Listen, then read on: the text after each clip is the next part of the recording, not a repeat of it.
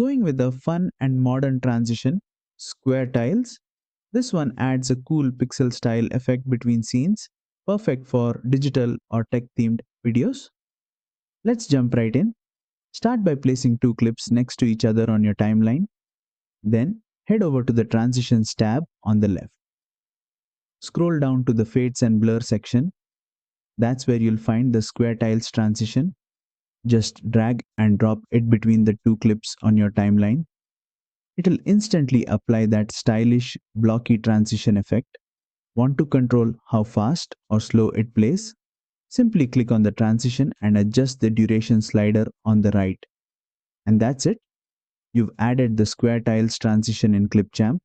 It's quick, easy, and adds a bit of flair to your video edits. If you enjoyed this tutorial, don't forget to like, share, and subscribe for more Clipchamp editing tips.